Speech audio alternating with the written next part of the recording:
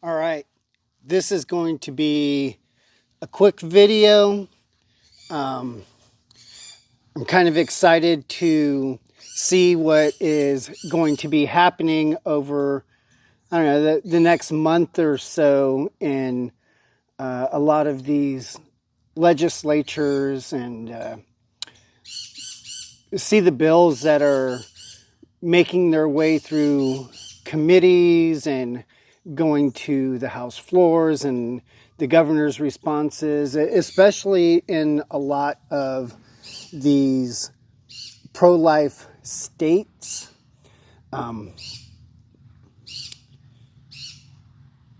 It's really interesting. So in 2020, 2021, we had a lot of these legislators and governors saying that their hands were tied because of Roe, that they want to put an end to abortion, all abortion.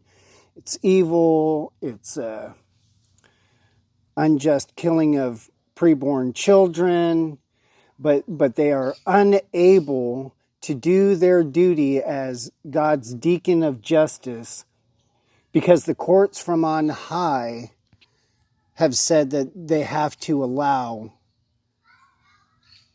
child sacrifice. And they've been making these claims, and then 6 months after that, you have the Dobbs decision, which said that the states have the right to decide whether or not women can kill their own preborn children. And it's interesting to see the implications and the actions of these magistrates, these politicians, and the pro-life organizations that back their play, and the religious organizations and the religious Christian influencers that are supporting these organizations and these legislators and governors. And what we're seeing across all of these pro-life states that had passed trigger bills that have essentially closed the healthcare facilities and put bans on licensed medical practitioners from being able to kill preborn children. We've seen in these states that they have continued to place a burden on a woman's access to kill her own preborn children in the formal health care system. Now, we've said before that this doesn't ban abortion. In every state, a woman has government sanction to kill her own preborn child by any means that she wants to, for any reason that she wants to, up until birth. They're just limiting her access to be able to do that in the healthcare system.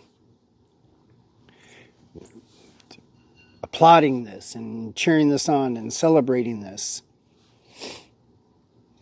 And they've said, oh, we want to do more, but we can't really put an end to abortion because the courts have said through Roe versus Wade that we can't burden a woman's access more than we are already burdening it. And many of them signed these trigger bans that have closed healthcare facilities, have made it illegal for doctors in those healthcare facilities to kill children. And what we're seeing in pro-life states like Texas that have closed all of their healthcare facilities that kill children. And in Oklahoma, pro-life state, supermajority, pro-life governor, pro-life DA,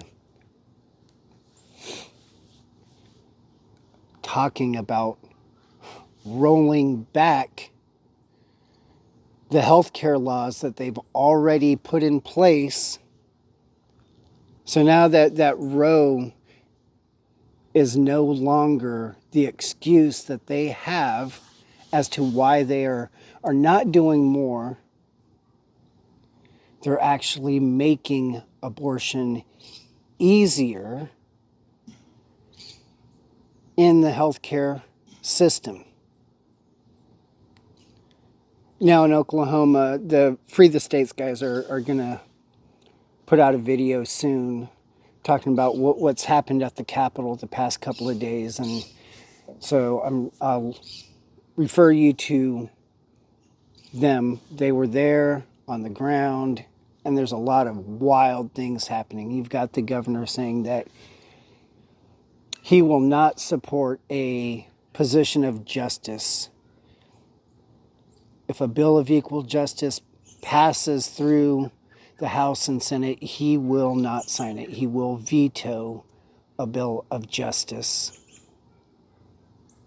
You have legislators proposing bills to allow for abortion in certain instances, moving backwards from the progress that they say that they are making. You have similar things in Texas. Oh man, we went too far. We need to allow some abortions. So it's going to be wild over the next several weeks and month or so as you start looking out at these pro-life legislators and pro-life governors.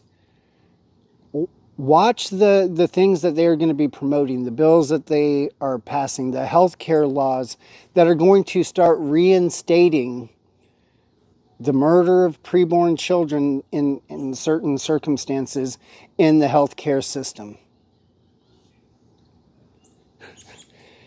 They no longer can say that the court is holding them back from doing justice.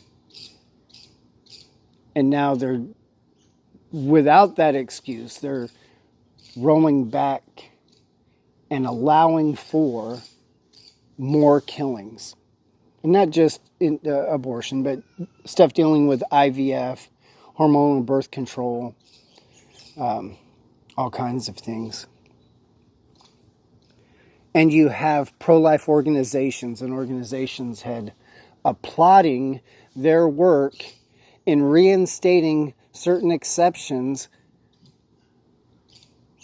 to their abortion healthcare laws, to make abortion more accessible, to increase the number of abortions in their state. And you have things like the ERLC and Bart Barber, the president of the largest Christian denomination in America, backing sensible legislation in pro-life states, such as legislation that increases abortion in the healthcare system in their state, like what's going to be going on in Oklahoma and Texas. Supporting legislation, healthcare laws, that are going to increase the number of abortions done in the healthcare system. All the while ignoring the increase of abortion at home through self-managed abortion. You have states even now proposing legislation to make sure that the public knows that it is 100% legal for a woman to procure, possess, and consume abortion pills. And this is the sensible legislation that Bart Barber is getting behind. This is the legislation being promoted by pro-life Christian Republicans whose hands are no longer tied by the court. They have no longer to rest on the excuse of Roe versus Wade. And what they are doing is creating more abortions in the healthcare system with their proposed legislation. So be on the lookout. See what's happening in Louisiana, Arkansas, Texas, Idaho, Oklahoma.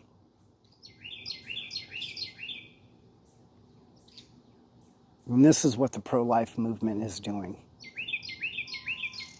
Their doctrine is anti-Christian and anti-just. So be on the lookout. See what some of these laws are saying.